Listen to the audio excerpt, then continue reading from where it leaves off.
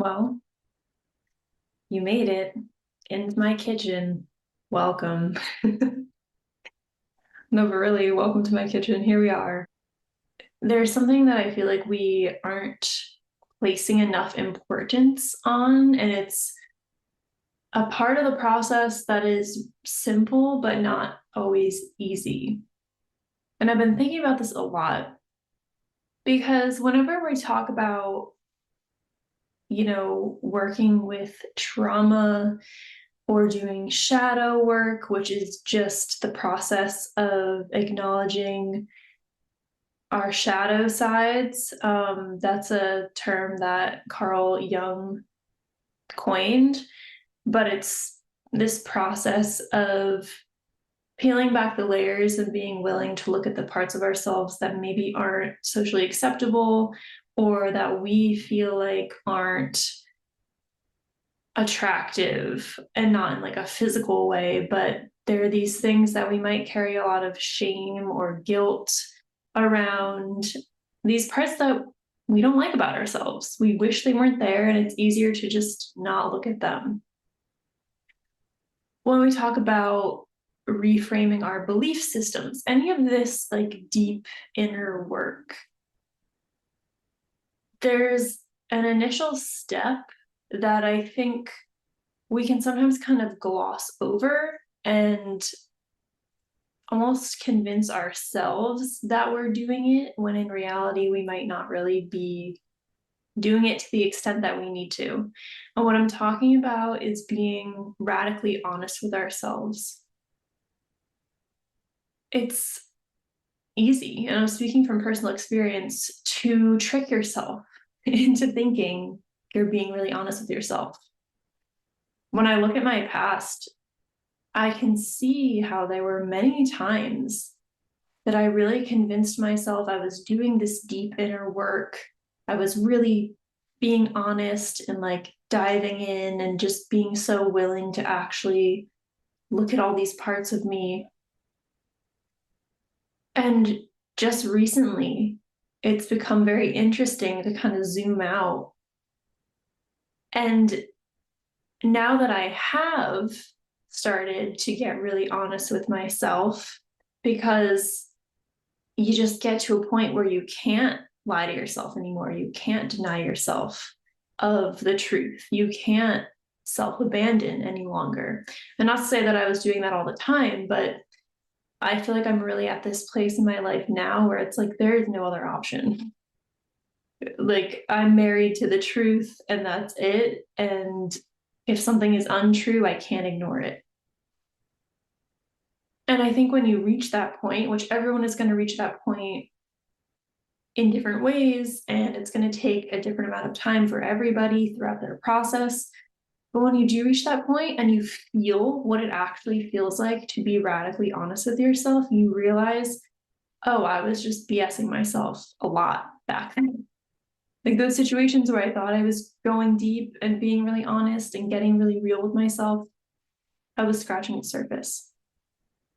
And I think that's okay. It's okay to acknowledge that and still be like, that's where I was at. I don't need to feel bad about it. I can just witness that and actually appreciate and celebrate that I'm in a much different space now.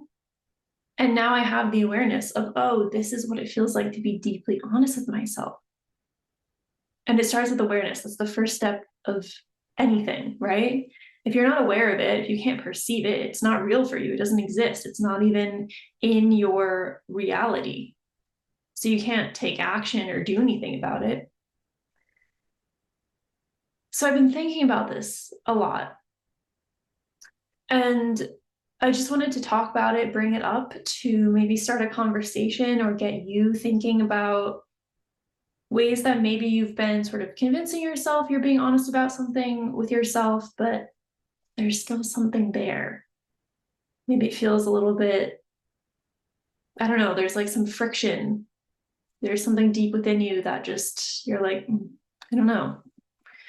It's going to look and feel a little bit different for everybody, but if you're feeling something getting activated within you right now as I'm speaking about this, it means there's something there that wants to be looked at further. And it's like, okay, why does this even matter? Why is being radically honest with yourself even important? And I think if you're watching this, if you're committed to your self-development and maybe a spiritual practice or just your growth on some higher level, you already understand why it's important. And it's that whole idea of how can you be honest with anyone else if you aren't willing to be honest with yourself first?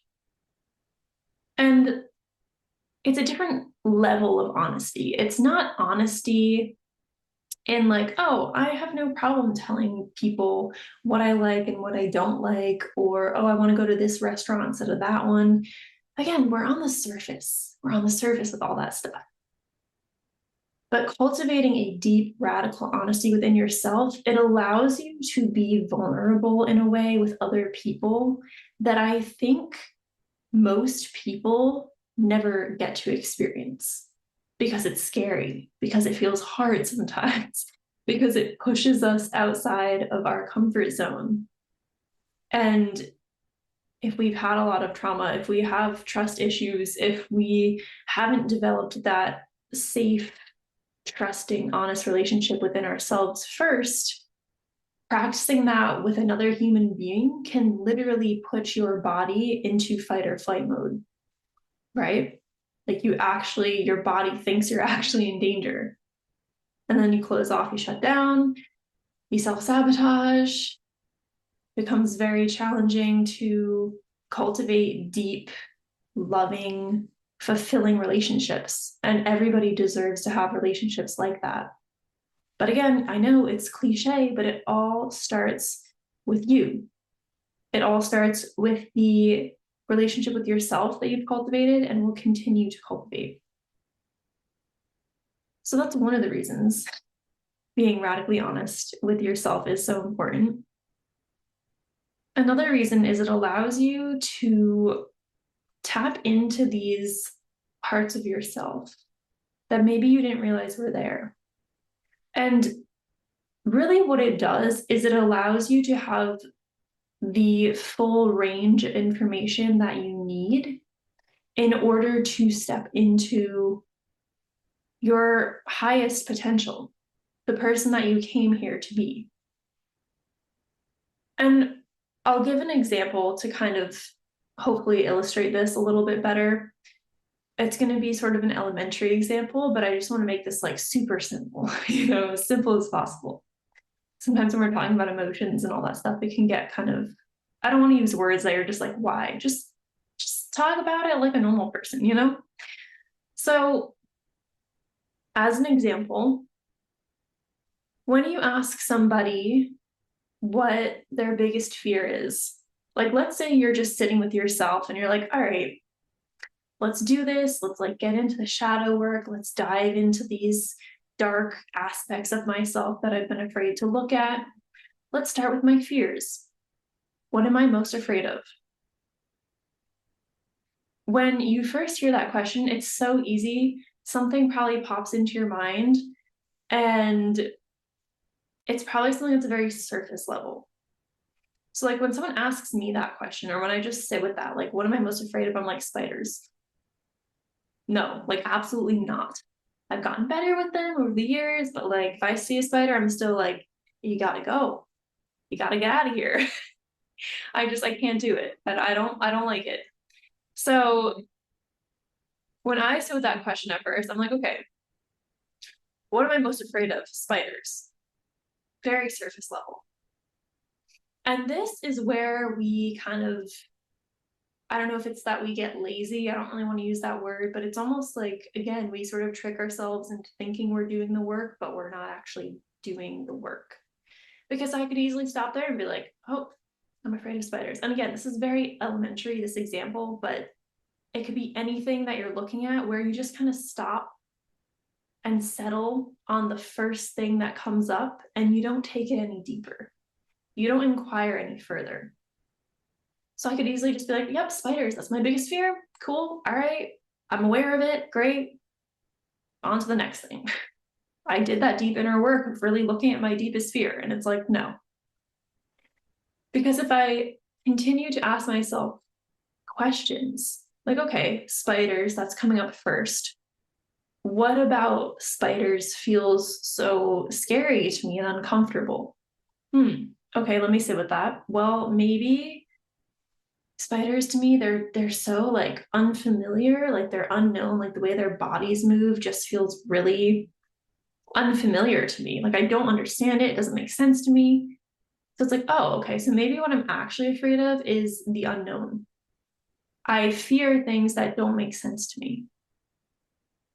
Well, why do I fear things that don't make, like, what does that mean? Where is that coming from? What's underneath that layer?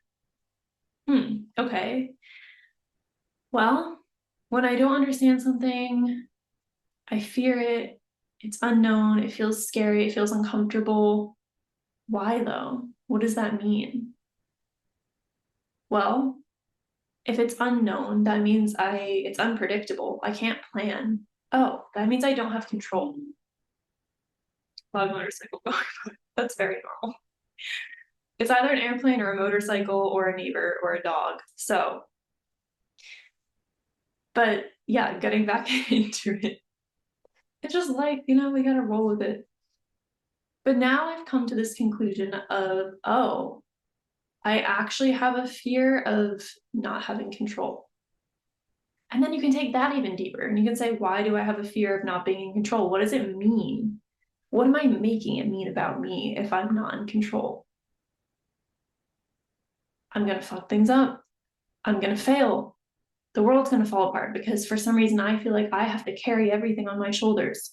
No one else is reliable or trustworthy. Like all these deeper beliefs start to come up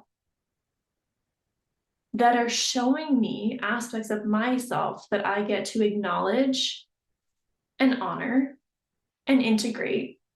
And by integrate, I mean bringing that part back into yourself through awareness, through loving awareness.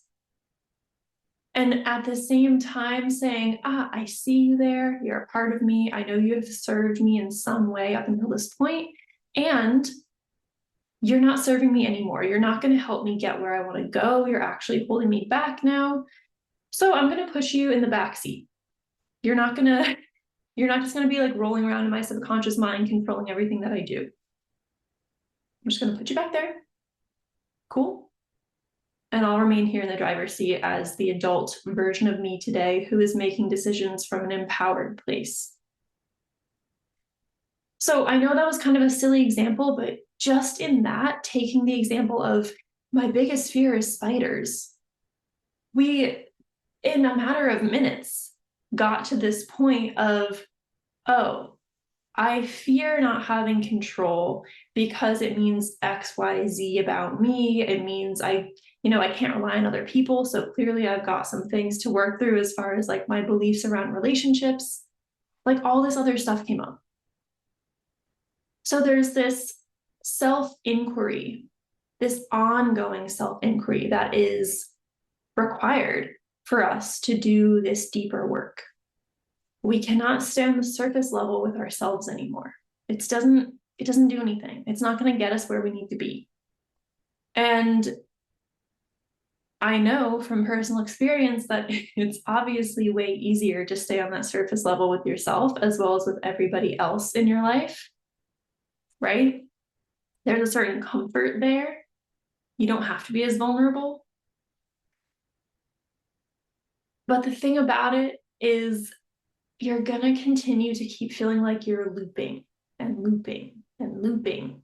And you're going to reach this point where you're like, I thought I already worked on this. I thought we already addressed this.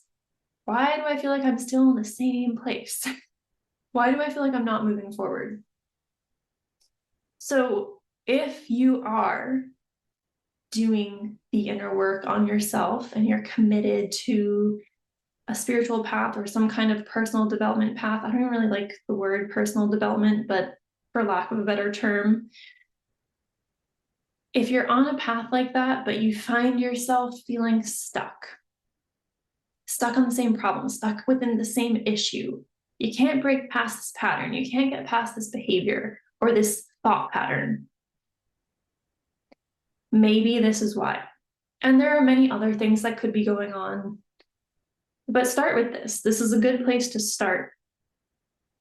And again, just starting is going to require you to get really honest with yourself and say, have I been sort of tricking myself into thinking that I've been going deep with myself and being honest, when in reality, there are some things that I don't want to go near within myself. And this isn't to say that you've just been like hoodwinking yourself completely, lying to yourself about everything. No, right? Like that wasn't my experience either. I was being honest with myself about a lot of things. And so it's like, celebrate that. That's really hard to do in the first place. But are there things that you're avoiding looking at? Are there things that you're staying on the surface level with? And if you're having trouble looking at that within yourself, maybe start with your external life, with your other relationships, with your job, within anything outside of yourself that you're still involved in. And ask yourself first, what out there am I staying on the surface level with? What out there am I avoiding looking at? What are those hard conversations that I'm not having, but I know I need to? When are those times where I have a chance to dive deeper and be vulnerable? And I don't, I close myself off. So start to look for those themes and then again, bring it back to yourself and say, okay, where within myself is that also showing up? Because our external realities are just reflections of what's going on in here. Always, always, always. And the more you can understand that, the more you can use your external reality as sort of like a temperature gauge of how you're doing within. And when something shows up out there that triggers you, makes you feel a certain way, catches your attention, or you feel yourself closing off and you're like, oh, nope, gotta go. Time to peace out. Not dealing with that. And again, there are some things you just shouldn't deal with. Like if someone's being an asshole to you for no reason, like whatever, you know what I mean?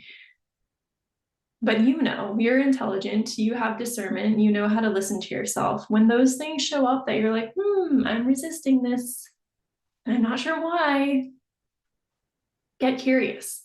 And I think that is the best energetic state to approach all of this work from, because self-development, spiritual work, it can all just feel so heavy.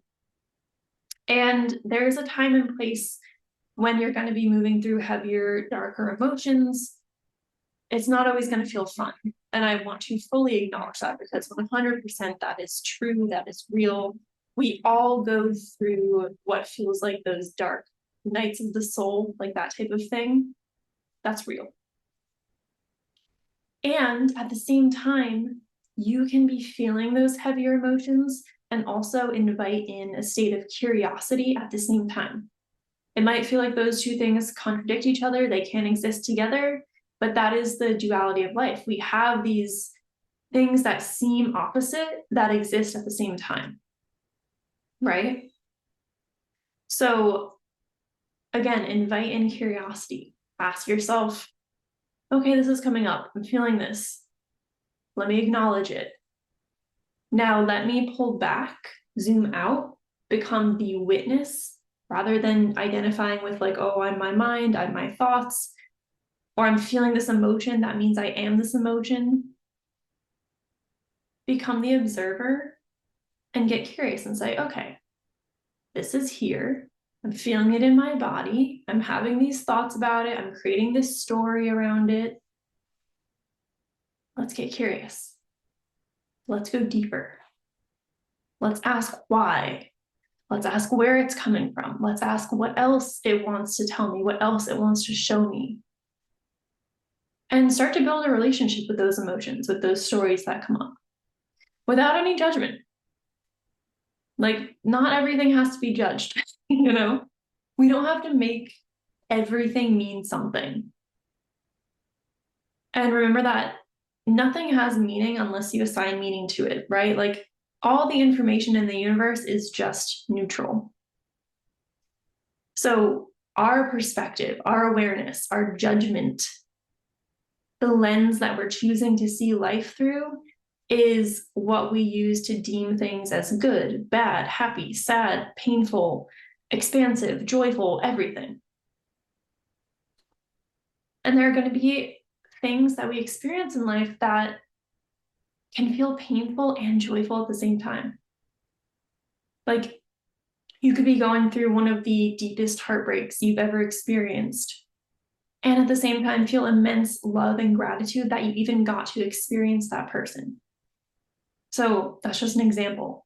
But it's like all of this can exist and does exist at the same time. And will you open yourself up enough to allow yourself to feel all of it, to experience all of it? But one of the higher states of vibration or frequency is curiosity. So even when you're diving into these heavier things, doing the shadow work, doing the inner work that maybe doesn't always feel so fun, it doesn't always feel so light. It's not the same as like dancing around or like lighting sage at your altar and like pulling cards, right? This is deep, but you can still get curious. You can still be the witness. So that's my little spiel on a place to start if you're doing this work, or if you're feeling stuck within it, maybe just some reminders, something to kind of help you zoom out a little bit. And really just an invitation to start being radically honest with yourself as you move along this path of healing and integration. And I don't even like the word healing so much anymore. It's more about just remembering that you are whole. And as you go through this process of integrating all these parts of yourself, that's when you realize, oh, I was whole all along. And this process has really just been about stripping off these layers of false self. So like programming, conditioning from our childhood, from society, the beliefs that we've, just taken on through our parents. Maybe you grew up with your parents saying, money doesn't grow on trees, things like that. Like these things that we grew up hearing and observing, and now we just think it's what we believe.